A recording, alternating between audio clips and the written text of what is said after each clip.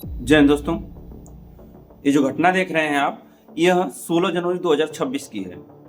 UP के अलीगढ़ में एक व्यक्ति जो नशे में धुत होकर 15 दिन की बच्ची को उठाकर पटक दिया है, केवल इसलिए कि उसकी जो पत्नी थी उसको नशा करने से रोक रही थी।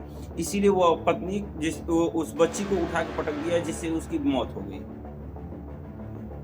जब तक हमारे देश में ऐसी घटनाएं तमाम होती रहेंगी, जब तक हमारे देश के नागरिकों के अंदर कानून का खौफ नहीं रहेगा, जब तक उनको कानून का डर नहीं रहेगा, ऐसी घटनाएं हमेशा होती रहेंगी। इसको कोई रोक नहीं सकता। सबोच के लिए ले लीजिए कि हमारे देश में एक 18 वर्ष से कम वाला बच्चा, कितनी शर्म की बात है, 18 वर्ष की कम वाला बच्चा अगर रेप कर देता है, किसी की हत्या कर देता है, किसी पर गाड़ी चढ़ा देता है, अगर किसी की मौत हो जाती है तो उसको नाबालिग कह के ये छोड़ दिया जाता है कि ये नाबालिग है। लेकिन वही लड़का अगर किसी रेलवे पे जा रहे हैं, किसी एरोप्लेन में जा रहे हैं, तो वही घटिया सरकार एक नियम बनाई है कि आपका फुल टिकट लगेगा, अर्थात एरोप्लेन में आपको जाने के लिए आपका टिकट ही चाहिए।